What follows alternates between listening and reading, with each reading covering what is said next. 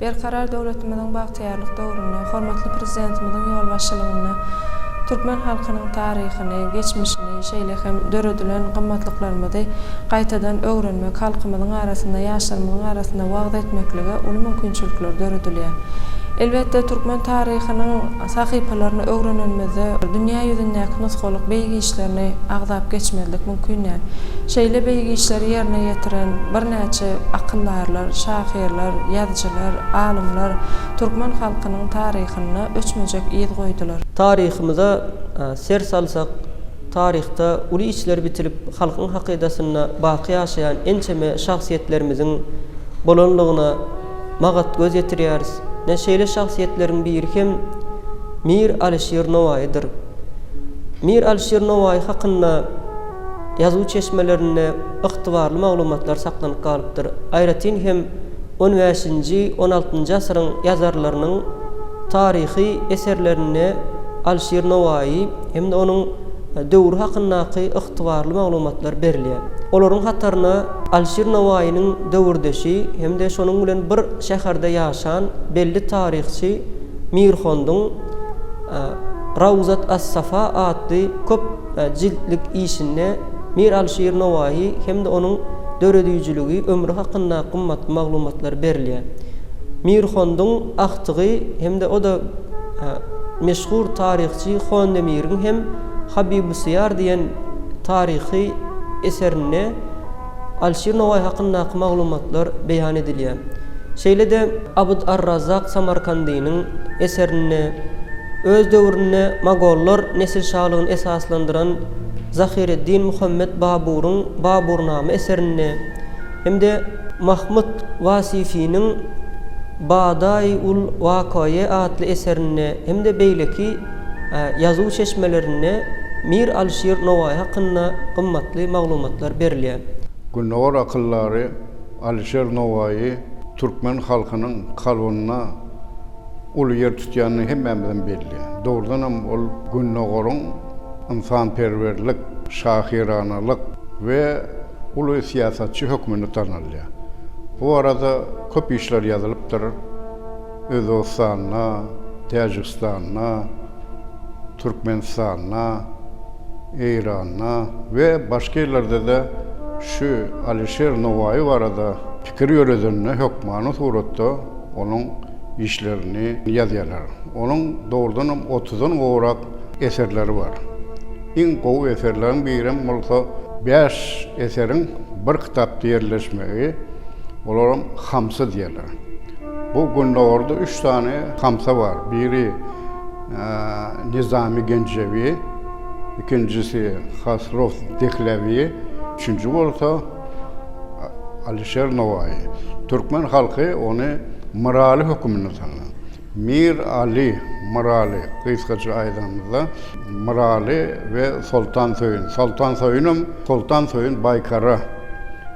Ana şeýlelikde alym hem siyasi işgär bu günnäwerde uly orun tutýar, hem köp işler bitiren. Mir Alişir Novaýynyň taryh keşfi bilen tanışanmada ilki bilen onuň ýaşap geçen, ýagny çağalyk ýyllary babatynda, maşgala ýagdaý baratynda aýtmak örendir. Mir Alişir Novaý 1441-nji ýylda Kıraatda dünýäge iňýär.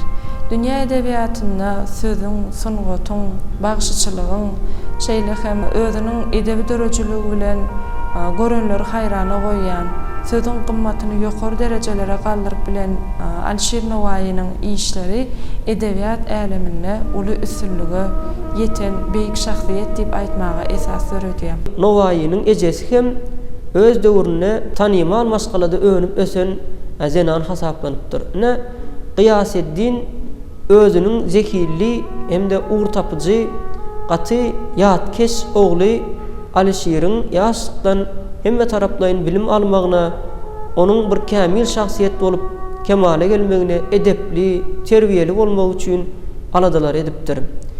Gıyaseddin Muhammed öz döwrüne, döwrüniň meşhur şahyrlaryny, felsefe alymlaryny öz öýüne ýygnap, olar bilen bir mejlis geçirip, söhbetdeşlik geçirip, bir döredüýjülük duşluklaryny köp geçirýär eken. Şol wakalaryň içinde ýaş Alişir Novaý hem eýem 3 ýaşynda ençeme döwrüniň meşhur şahyrlarynyň goşgularyny ýatdan aýtmagy başarypdyr. Giyaseddin Kiçkine Bahadır hem öz döwründe şahyr hem bagşçylyk bilen meşgullanıpdyr. Şonuň üçin ol şahyrlyk hem bagşçylykdan başgaralyk üçin öz döwrüne Kiçkine Bagşy diýip hem at beripdirler.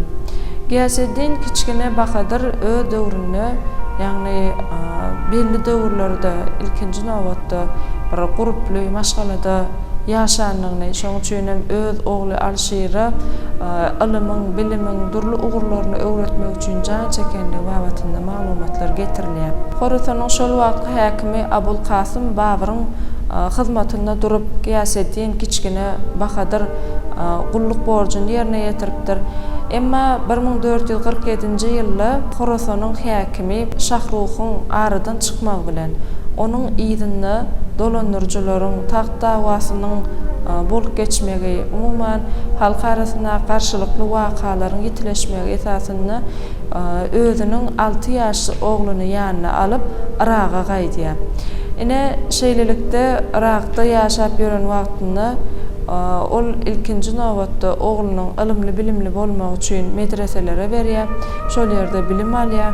Emma Abul Kasym Babyryň 1452-nji ýylda Horasanyň häkimligi ele almagy bilen Alşyryň kakasy Giyaseddin Kiçkine Babyr tarapyndan Sebzebar şäherine häkim edip bellenýär. Kakasynyň häkimligi edýän Sebzebar şäherine şol wagtlar bilim almak maksady bilen geljekki hökümdar Huseyin Baýgara hem gelipdir. Elbetde bular ýaşytdaş bolan üçin olar ikisi hem bir ýerde bilim alyp bularyň dünýä garaýyşynyň bilen adamkärçiliginiň ýokary derejede insanperwer taraplary bulary dostlaşdyrypdyr. Näşelelikde Alşyr Nowaý öz döwrüniň meşhur medreselerine bilim alypdyr. Ol Sebzebar şäherine, soňra bolsa Maşat şäherine, soň Samarkand şäherine, käwr alymlaryň bellemegine görä Merw şäherine hem döwrüniň meşhur medreselerine okap töwerekliğin bilim alypdyr. Nowaý gatyatkeş bolup ol eýem özüniň yetkinjeklik döwrüne Kur'an-ı Kerim ýatdan bilip sopçuluğun hem Naqşbendiýa ýoluna ýykyn edipdir. Giyaseddin Kiçkine Bahadır häkim edip belenen ýerine ol meçit medrese gurmaklyk, şeýle hem şol ýerde ilim bilime aýratyn çykdaýjylary ýerine ýetirmek bilen ilatyň bir geljeki neslini ilime bilime görükdirmäge uly işler alyp barýar. Ýöne biz bir zady bellemeli, ýagny Alşyr Nowaýynyň 13-14 ýaşyna ýetenne kakasy Giyaseddin Kiçkine aradan çykýar. Alşyr Nowaýynyň dördüýjüligi, onuň köp taraply ilmi mirasy hemde onuň taryhy şahsiýet hökümdäki ornuny ençeme döwrüniň meşhur alymlary, gündogorşynaslary öwrendiler. Olaryň hataryna 20-nji asyrda meşhur gündogorşynas akademik Vasily Bartal hemde Yevgeniy Bertels, Kononov hemde Yakubowski, Semyonov ýaly ençeme meşhur gündogorşynaslar özleriniň işlerini Alşyr Nowaý hakyndaky maglumatlary jemläp onuň bilen baglanşykly düýp ilmi işler alyp bardylar. Vasily Bartal özüniň Mir Alşyr hemde syýasy durmuş diýen uly gowrumly ilmi işine diňe bir Alşyr Nowaýynyň ömrü hem de dördüýjülük däl, eýsem onuň ýaşan zamanasyna hem häsiýetname berilýär. Akademik Bertels bolsa Nowaýa bagşlap özüniň uly gowrumly ilmi işini bagş edipdir. Şol ilmi işine Bertels şeýle belleýär. Nowaý parasatly siýasatçy, akyldar, görnükli döwlet işgäri, parasatly hemde dana, şahyr, sazanna. Onuň medeniýetiň durly uğurlaryndan habarlylygyny belläp, onuň şeýle köp taraply zekini Shakespeare, Goethe, Pushkin ýaly ägirtler bilen deňeşdirmäge münasip diýip oňa ýokary baha beripdir. Elbetde şu ýerde Mir Alşyr Nowaýynyň ömrü hem de döredüjülüğü hakynda gurrun edenimizde onun yaşan zamanasy hakynda maglumatlar bersek yerlikli bolar. Nowaýynyň zamanasy Merkezi Aziýanyň taryhyna Temiriýleriň höküm süren döwür hökmünde, ýagny Merkezi Aziýanyň bir galagoply hem de çylşyrymly taryhy döwrüne gabat gelýär. Doğrudan Horasan diýemizde ol ullukan ülke. Ana şeýlelikde Temirlen iki tane paýtagy bolupdyr. Biri Samarkand şäher, ikincisi bolsa Hırat şäher. Samarkandda Temir ve onun aty Ulubek hökümdarlyk eden bolsa, Hıratda bolsa Temir'in oğlu Şahrukh tarafından şu tadı payitaht edildi. Ana şeýlelikde doğrudan şu Merv, Hırat, Samarkand, Bukhara bular esasen medeni ojuklaryň biri. Ana şeýlelikde yaş wagtyny olaýam 3-4 ýaşynda goşgy okýady. 15 ýaşynda bolsa eýem beýleki alimler hem yazıcılar, şahirler ona ullukan bakı verdiler, sin verdiler. Şolun arasında bolsa Lutfi bolsa Günnogorda en liriki şahir hökümüne tanılan onun goşgulary esasen söýgü bilen baglanşykly. Ol hatda şoň setirleri gammatly pikirler berýär. Alisher Nowaýynyň bir gazalyna men 12.000 sany goşgymy çalşardım. Onu hormatlap, Baburam hormatlapdyr. Sultan Söýün Baykara hem hormatlapdyr. Bile olum şahir, olum ýazýady goşgy. Ana şeýlelikde ýaşlygyny ol esasen Temirlen şazasyna eneke bolandan soňra ýanyna bolardy. Hem işede şolar bilen bile gezerdi, okardy, bilim alardy. Temirlen özünün basywalçylykly ýürüýüşleri netijesinde Gunbatarda Orta Yer deňiziniň kenarlaryndan başlap Günnogorda Hytaýa çelli aralykdaky Ägirt uly imperiýany döredipdir. Şol imperiýada özünün az wagtlyk häkimliginden soň 1405-nji ýylda Temir aradan çykýar. Hem de onun aradan çykmagy Ägirt uly imperiýasyna özara häkimiýet ugrundaky uruşlar, dawalar başlapdyr. Näşeýle çylşyrymly siyasi wakalaryň dowamyna Ägirt uly imperiýanyň köp ýurtlary öz başdaklyk alypdyr. Hem de Temiriýler nesil şalygyna diňe Horasan hem de Maweren-Nahyr yerler galypdyr. Maweren-Nahyr yerleri bu häzirki Amin derýanyň hem de Syr derýanyň aralygyndaky Ägirt uly taryhy Sewit Horasan bolsa Günorta Türkmenistan, Eýranyň demirgazyk bölekleri, Owganystanyň demirgazyk hem de Gunbatar böleklerini öz içine alýar. Ine şol Ägirt uly imperiýadan diňe Maweren-Nahyr hem de Horasan yerleri Temiriýleriň nesillerine miras galypdyr. 1469-njy ýylda paýtagty Hırat şäheri bolan Horasan döwletine Huseýin Baýgara tahta geçip ol sultan diýilip yglan edilipdir.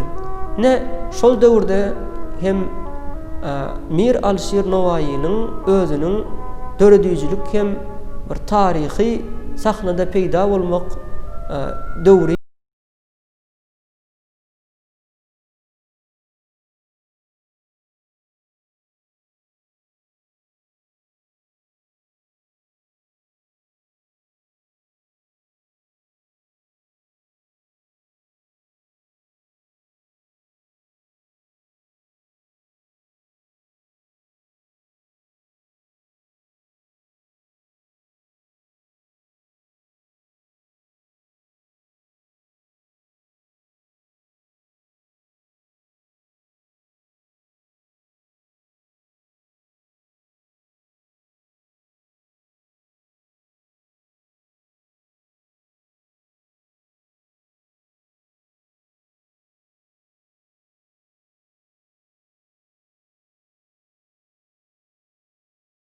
Dürüjülük älemine, ýa bolmasa-da Alisher Nowaýynyň durmuşyny, dürüjülüginiň kämilleşmegine, Günnogor ýurtlarynyň arasynda ul meşgullyga ýetmegine oňa diňe bir kakasynyň ýa bolmasa-da özüniň döwründäki ustad şahyrlygy, alymlygynyň däl şeýle beýik derejelere ýetmegine döwürdeş adamlar bilen bilelikde oturup özüniň birnäçe işleri ýazanlygyny, şol işleriň esasynda hem halkyň erk islegini beýan edip bilenligini alamatlandyrýan işleri beýan edip gidýär.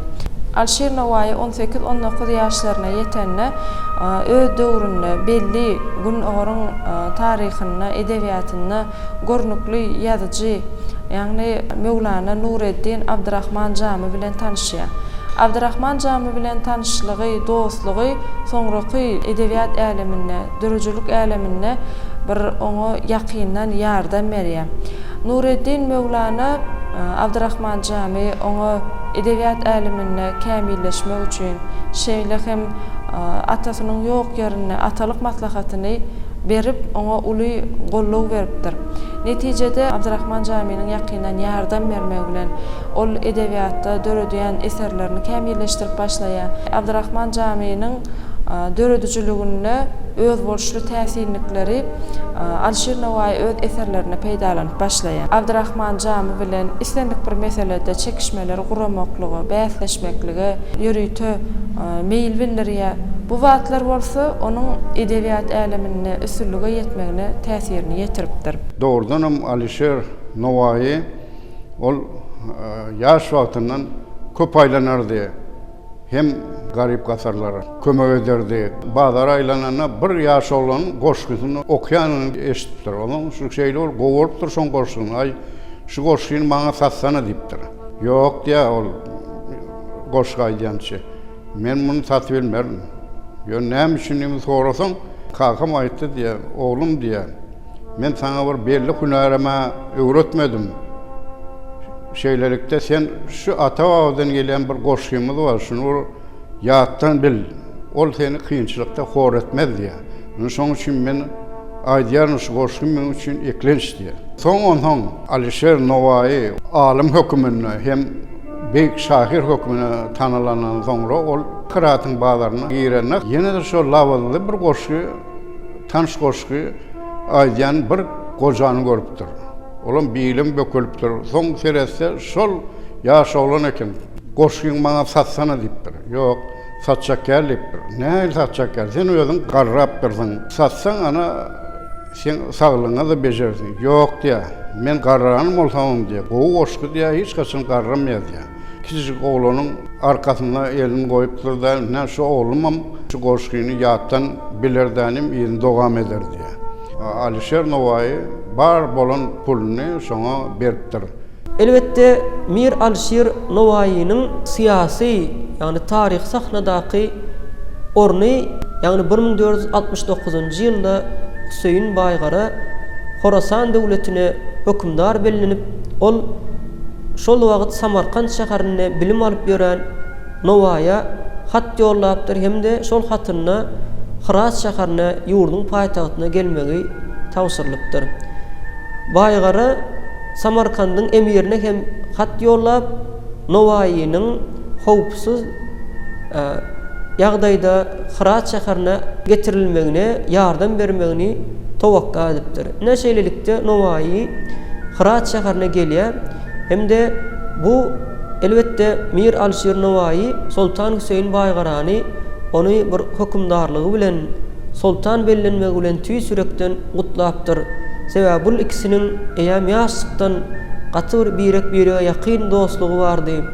Ne şoň üçin Sultan Hüseýin Baýgara jogapkärli bir döwlet işgäri gerekdi. Şoň üçin hem ol ýurduň hökümdarynyň esasy resmi kagyzlaryna jogap berýän wezipede Mir Alişer Nowaýyny belläpdir. Bu elbette Sultan Hüseýin Baýgaranyň çağalykdan tananlygy üçin, oňa aýratyn hormat goýanlygyndan nişan bolup durýar. Galy bersede ol köşkde işleýän wagtynda köşkdäki durly wakalary, hatda şol Sultan Hüseýiniň iň ýakyn adamlar diýip belän adamlaryň hem özleriniň işlerine goý berýän ýalňyşlyklaryny, bir näçe halk üçin ýa-da döwlet üçin edýän işlerine näme dogrulyklary, biýdüzgünçilikleri ýol berýänliklerini gözü bilen görýär. Emma Alşer Nowaýynyň edebiýatyna tanış bolanmazda hem, başgala ýagdaý bilen tanış bolanmazda hem, onuň çağılykdan alan biliminiň ähli özüni adalatlylygy ýola goýmak, halka arasynda watana, halka hyzmat etmek, ak ýüreklilik, bir sözlülük, dogruçulluk, şeýle hem garyplara, fuqaralara kömek etmek, ilme, bilime sarpa goýmak, alimlara, şeýle hem şahirlara, döwrüň görnükli wekillerini ortağa çykaryp, ýaşlaryň arasynda gowgylyk häsiýetli şahsiýet bolup ýetişmek üçin, halk arasynda gowy adam bolup ýetişmek üçin ähli gowy gylyk häsiýetleri özünde jemleýär we öz durmuşynda, tejribesinde, işinde amal etmeklige çalışypdyr. Sultan Hüseýin burun Miralyň öýüne baranna olay desen şu kizikge hüttük jaýda ýaşaýanmyz hawa diýär. Nähil sen bu diýär oňýan sen şeýle bol boşgulaňam şeýle bol beýik. Sen şunu ýalýardy. Ay men ýa onu biljek bolsaň men ýerime düşdi. Garyp gasarlaň ýaşaýanlarna nä görýärmi diýär.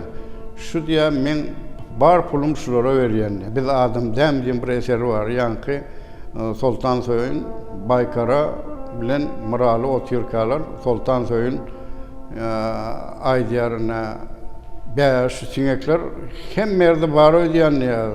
Ay ýok adamyň ýok ýerine ol ýokdur diýär. Onuň bäş sözüni tutýan ýa. Onuň bir gün bunu äkidýär şöyle. Gelip görkeler şöyle barana ýene siňek çykdy. Gördüňmi? Sen ýan adam ýok ýerine siňekler bolmaýar diýsen, nä siňek bar eken diýsen, Miraly olsa Sultan Hüseýine bakyp, biz näme adam däme diýenler, onuň oldurup berýär. Ýene de bu Allah diýip şeýtirip näme diýip. Mührdar wezipesinde ýa-ni köşkde işläp başlan döwründen bul Hüseýin Baýgaranyň hem ýakyn maslahatçysy bolupdyr. Özüniň giň dünýä garaýşy, parasatlylygy, öňden görjülükli siýasat netijesinde şol döwürde ýüze çykan bir näçe siýasy, ykdysady, çylşyrymly meseleleri çözmäge Sultan Hüseýin Baýgara ýardam beripdir. Ne şonuň üçin hem Sultan Hüseýin Baýgara oňa ýokary derece, ýagny emir kebir, beýik emir derejesini beripdir. Ne munyň özü şol döwrüň ýurtda hökümdardan soň ikinji ýa üçünji adam diýen ýaly derejeleri hasaplanypdyr. Elbetde Mir Alşer Nowaýynyň bir insanperwer hemde ilme, bilime, suňgata, medeniýete howandarlyk etmek hem onuň Sultan Hüseýin Baýgaranyň köşkünde mührdar bolan döwrüne ýüze çykýan. Ýa şol döwürde Hirat şäherine bir näçe mescitleriň, medreseleriň, aramgähleriň, köprüleriň, derwezelerin, ýollaryň, kanallaryň, bentleriň gurulşygyna giňden ýardam beripdir. Ol özüniň hem aslynyň bir barjamly maşgaladan bolanlygy üçin ol öz hasaplaryny, öz serişdelerini hem köp gurulşyklary, binalary beripdir. Ol haýyr, sahawat işlerini hem giňden ýola goýupdyr. Döwürdeşleriniň bellemegine görä ýylda 2000 adamy geýmek üçin eşikleri, donlary beripdir. Ne şol döwürde gat köp mukdarda pul serişdelerini garyp gasarlara, ýa-ni bir gollaw höküminde, kömek höküminde şonu sarp edipdir. Öz gezeginde munyň bul insanperwer ýörelgeleri Sultan Hüseýin Baýgara tarapyndan hem gollanylypdyr.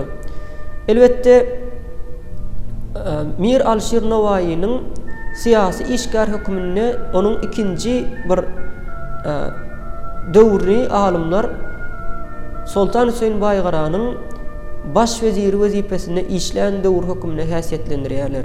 Mühürdarlyk wezipesinden soň Mir Alşer Nowaýyny baş wezir wezipesine belläpdirler. Ne şonuň netijesinde bolsa eýem ýurdun çägindäki bir näçe iri taslamalaryň durmuşa geçirilmegine uly gollawlary alyp barypdyr. Hemde şol döwürde 90 uly wezipäni wezir öz gerdenine çekipdir. Olar halkara gatnaşyklar ýa-da resmi kabul edişlikler, köşke gelýän arş şikayatlary deriňemek ýa-da bolmasa günah geçmek bilen baglanyşykly meselelere seretmek, hemde haýyr-sahawat meseleleri, fitne hemde beýleki meseleleriň öňüne almak bilen baglanyşykly alınıp barylmaly çäreler, guruluşyk işleri ýaly döwrüniň durmuş ykdysady meselelerine gönükdirilen 9 sany wezipesiniň jogapkärçiliginiň barlygyny Alişer Nowaý özüniň eserine hem belläpdir. Alişer Nowaý Sultan Hüseyin Baykaranyň bir eginleşi bolup işlän döwrüne, wezirlik döwrüne, möhürdar döwrüne eden işleri häkimlikde işleýän, köşkde işleýän wezirlere, beýleki wezipeli adamlara yaramandyr. Sebäbi olar özleriniň edýän hereketlerini arkaň ýerine ýetirip bilmändirler. Ene şonuň üçin hem Mir Alişer Nowaýynyň garşysyna dilluşyk guramak, onuň alyp barýan işlerini bir hyýanatçylykly peýdalanýan görnüşünde dürli töhmetleriň atylmagy, hatda gerek bolan ýerlerine onu Sultan Hüseyin Baykaranyň ýanyna iň yaramaz adam edip görkezmek üçin gidişipdirler. Ene şu zatlaryň özü eýem Sultan Hüseyin Baykaranyň ýakynyna bir iň derur bolan adamlaryň hem işinde näme dogrulyklaryň barlygyny, galy bersede adalatlylygy, watana hormat goýmak, halka bir hormat etmek ýaly ýeketäk öz bolşuly pikirleri, eserleriň üstü bilen beýan edip bilýän Alişer Nowaýyny bolsa aradan aýyrmagy getirýär.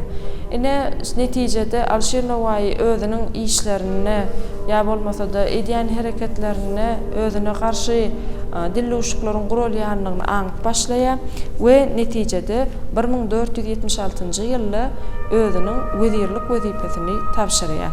Görnükli şahsiýetiň Mir sözü onun emir diýen sözünden gelip çykypdyr. Şol döwürlerde emir wezipesini berilenlere Mir diýip adlandyrmak ýörgülli bolupdyr. Onuň Nowaý ady bolsa hoş owazly, mülakatly sesli, mülayim sesli diýen alakamy. Bul tahallus hökmünde Nowaý tahallus bilen ol edebi eserleri şygyr bilen meşgullananna özüniň goşgularyny Nowaý tahallus bilen ýazypdyr. Onuň Nizameddin diýip hem ýörüte bir ady derejesi bolupdyr. Ol bolsa ýani nizam, ýurduň içinde tertibi, düzgüni, edep ekramy ýola goýan şahsiýet hökmünde oňa berilen ad diýip hasaplanylýar. Onuň başga da bir näçe beýik derejeleri, atlary bolupdyr. Mysal üçin emir wezipesinde ýa-da bolmasa Mukarraba Hazreti Sultan, yani Mukarraba Hazreti Sultan diýen derece Hazreti Sultanyň iň ýakyn adamsy diýen manyny beripdir. Bul öz döwrüne gaty bir tanymal hemde döwletde islendik wagt hökümdaryň ýanyna baryp onuň bilen bir arkaýyn maslahatlaşyp arş şikaýatyny ýetirip bilýän adama berilipdir. Elbetde bu derejäni Mir Alişer Nowaý özüniň ähli döwlet wezipelerini tawsyryp galan ömrümi döredüjiligi ilim bilime bagşlajak diýip Sultan Hüseyinden haýyş edip şol wezipelerini tawsyrandan soň berilipdir. Ýagny şoňa hökümdaryň hem uly hormat goýanlygyny, köşküň beýleki emendarlaryň hem şeýle beýik hormaty syla goýmagyny aňladypdyr. Mukarraba Hazreti Sultan derejesi şol döwletde diňe bir adama berilipdir. Elbette munyň özü Türkmen şahsiýeti Mir Alişer Nowaýynyň aýratyn ýetizekininden, onuň parasatly siýasatçylygyndan habar berýär. Käbir edebiýatlara salgylananynda onuň ýazan işleriniň arasynda Hazaýynul Magany adly eser ýazanlygyny, şol eserde hem goşgu tutuluş görnüşleriniň museddes, muhannes, musabbet ýaly mesnewi, gazal ýaly görnüşleriniň ulananyny jemi 44.901 setriň barlygy, ýagny 45.000 golay setriň jemlenenligi beýan edilýär. Ene bu eserde ol şeýle maglumatlary getirýär döwrüň wakalaryny beýan etmek üçin özüniň ýaşlyk ýyllaryna iri ýereýeleriniň arasyndaky durly garşylyklaryň barlygyny, häkimiýet bilen halkyň arasyndaky bütewlüň bolmalygyny, şonuň üçin hem halkyň her bir edýän işini dogry baha berip, ýalňyşan ýerlerine döwlet tarapyndan kemçilikleriň, bellikleriň aýdylyp düzedilmegine şert döredilmeligi baratynda bellek geçýär. Pars dilindäki ýazylan işleriniň biri hem Diwan-ı Fany diýip atlandyrylýar.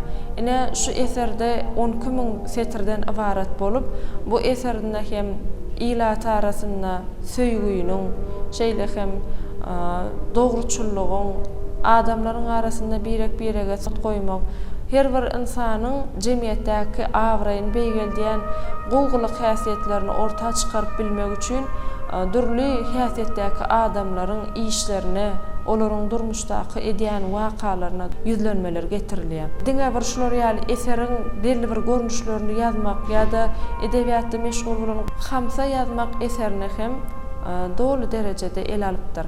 Elbetde hamsa ýazmaklygyň özü günnägör halklaryna iň uly kämillige ýeten adamlara başardypdyr. Şeýle kämilleşmek, şeýle beýiklik edebiýat äleminde Alşir Nowaýa da başardypdyr. Sebäbi Alşir Nowaý özüniň hamsa ýazan eserlerine şeýle bellek geçýär.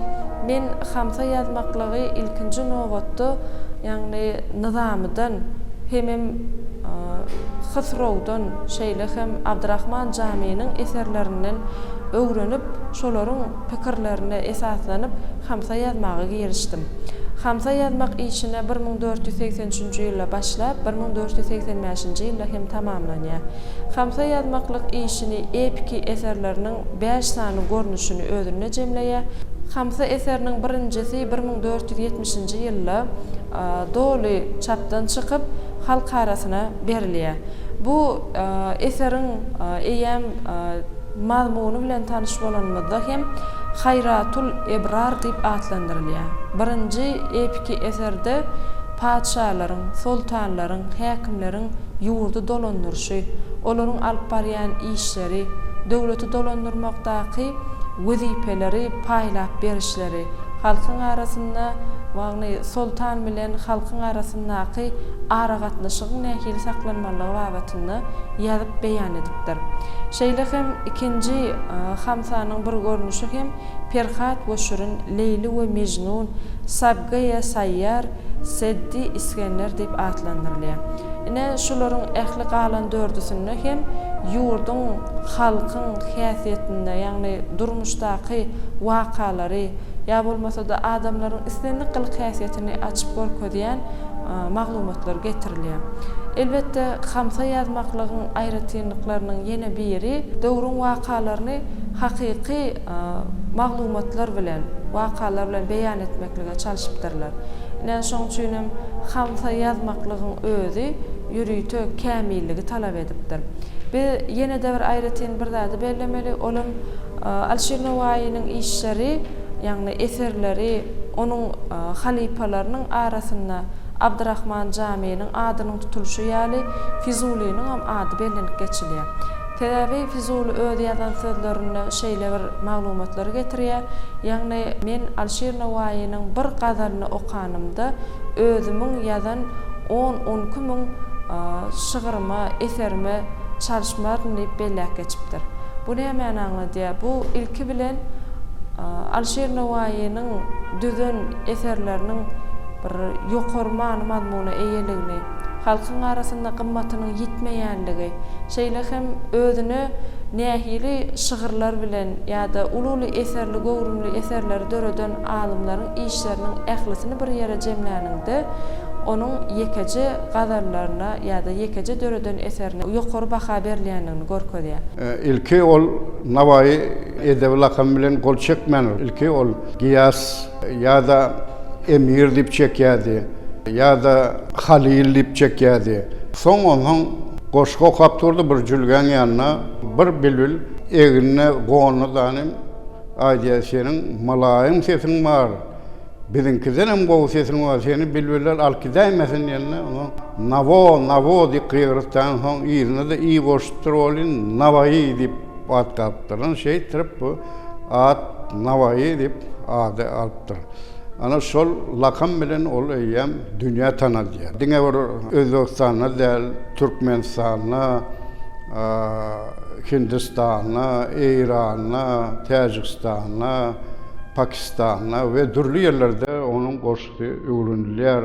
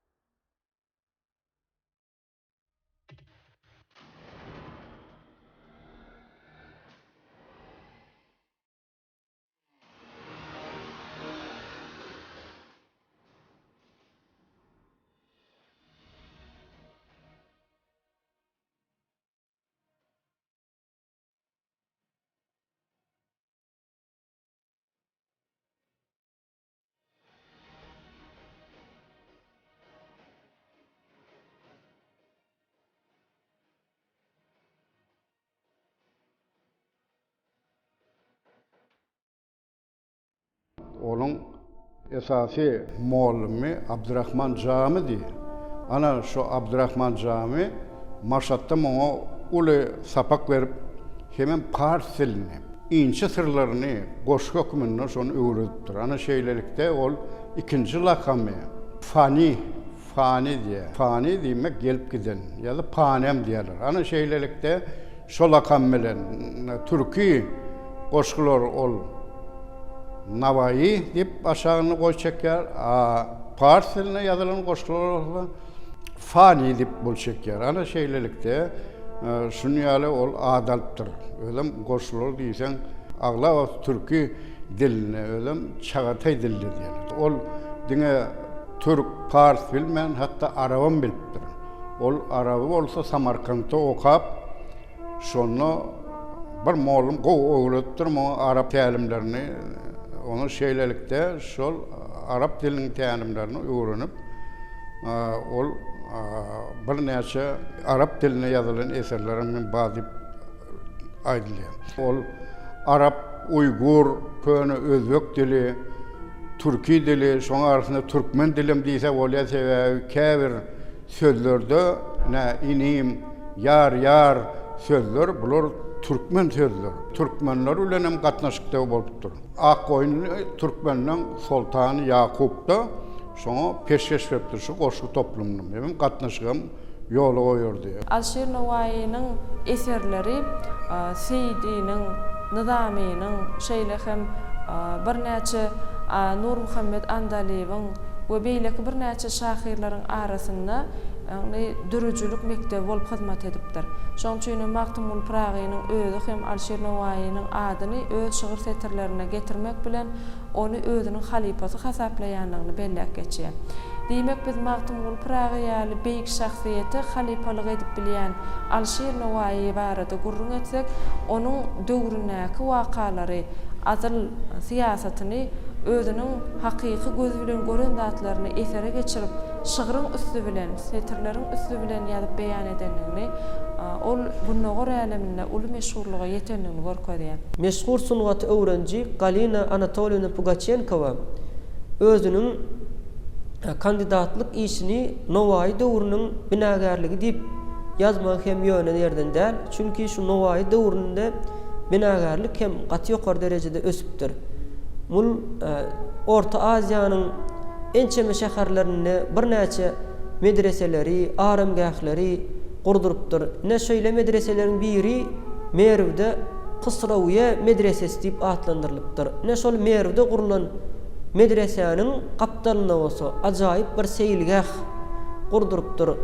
Ne şol medresede okap bilim alýan talipleriň akyl zähmetinden ýadan wagty şol bir ajaýyp seýilgaha aýlanyp şolaryň bir dyn jalmaklary üçin şeýle uly mümkinçilikleri döredipdir. Hemde şol medreselerde okadýan müderrislere, ýagny muallimlere hem okayan taliplere hem ýörüte haklaryň tölenenligini käwrezu çeşmeleri maglumat berýär. Şu yerde bir zady bellesek, Mir Alşir Nowai kitaba gaty ul hormat goýupdyr. Öz döwründe miniatura mektepler hökmünde tanalan Herat, Şiraz, Tewriz şäherlerindäki meşhur suratkeşlere howandarlyk edipdir.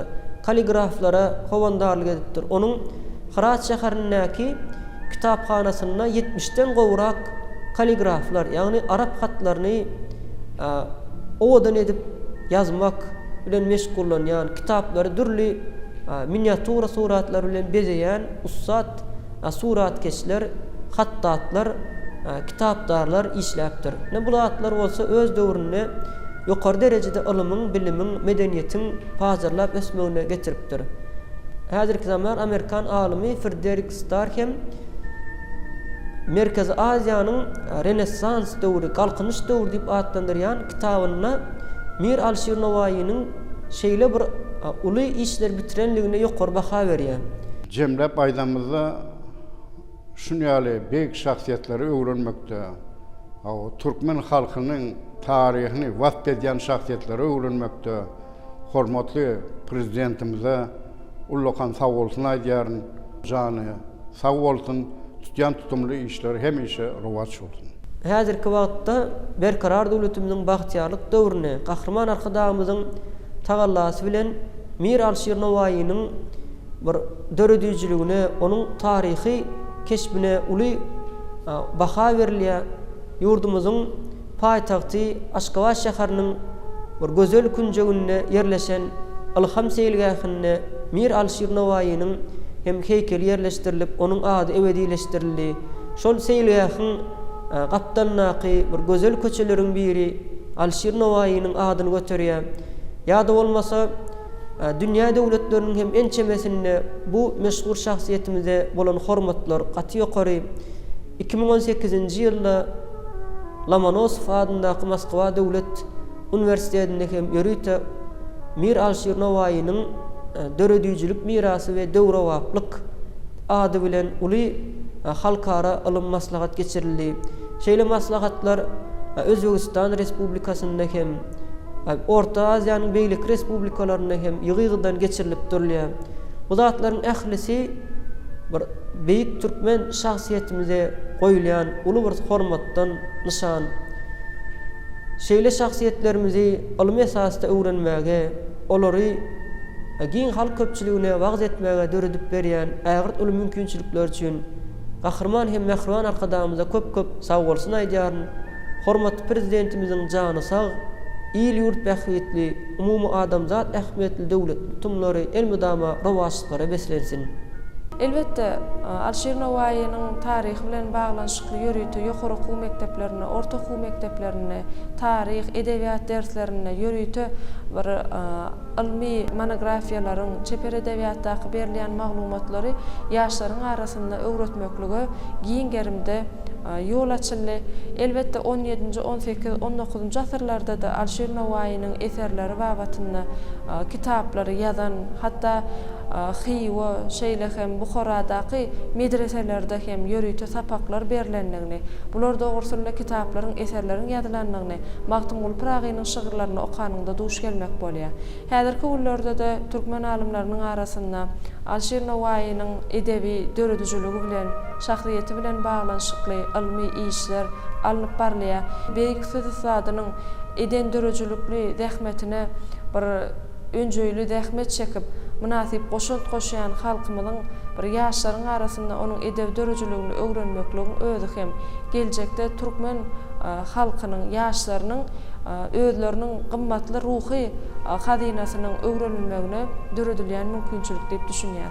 Hormatly prezidentimize şeýle beýik söz zatlarymyzyň taryhyny, edebiýatyny, olaryň döreden gymmatlyklaryny öwrenmek üçin döredip berýän mümkinçiliklerine sag bolsun aýdýar.